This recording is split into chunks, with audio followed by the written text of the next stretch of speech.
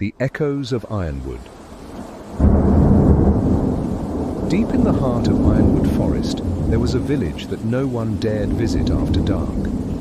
The village boys, once lively and full of mischief, spoke in hushed tones about the woods. They called it the place where sound dies. Every year, one boy would vanish without a trace, leaving behind only faint echoes in the trees. Toby, the bravest of the group, had always scoffed at the legends. At 14, he was determined to prove the others wrong. "It's just a forest," he'd say, shaking his head whenever the subject came up. "Nothing but old trees and animals. Whoever disappeared probably just got lost." But as the next autumn approached, and the winds howled through the village like warnings, something in Toby shifted. Despite his outward confidence, there was an unease growing inside him. The missing boys weighed heavy on his thoughts. One crisp evening, as the sun dipped below the horizon, casting long shadows over the trees, Toby and his friends gathered around the fire. The forest loomed just beyond them, dark and silent. "We should go in," Toby declared suddenly. The others, 5 boys around his age, looked at him wide-eyed. "Are you mad?" said Henry, the smallest, but always the first to speak his mind. "No one comes back after sunset." "That's just a story," Toby insisted. "We'll stay on the path, go a little way in, and be back before anyone notices.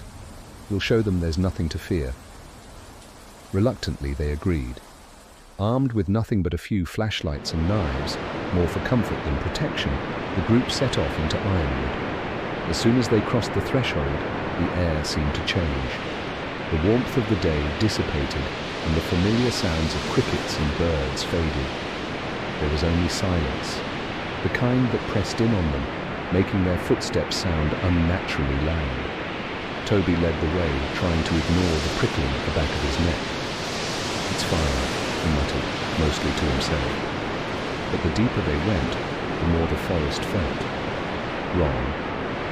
The trees twisted unnaturally, their branches clawing at the sky like skeletal hands, and there was something else, something just out of sight. It was as though the shadows themselves were watching. Suddenly, the path ended. It hadn't been gradual. One moment they were following the trail, and the next they were standing in a clearing that shouldn't exist. At the center was a stone well, ancient and covered in moss, its black mouth gaping open like a wound. "We should go back," whispered Sam, his voice trembling. But Toby, driven by a mix of fear and pride, stepped closer to the well. He peered into the darkness below, the void seeming to stretch on forever. That's when the sound came, a low, guttural whisper rising from the depths. It didn't make sense. There was no wind, no reason for noise in a place so deathly still. Yet the whisper grew louder, clearer. Toby, it knew his name. He staggered back, his heart pounding. "We need to leave, now." But when he turned to run, the path was gone. The trees had shifted, closing in like a cage. Panic seized the group as they realized there was no way out. The whispers grew, now circling around them, calling each of their names. Henry, Sam, Peter, and the others. Each boy felt the pull. It wasn't just sound. It was something ancient, something hungry. Then Toby saw it. A figure, tall and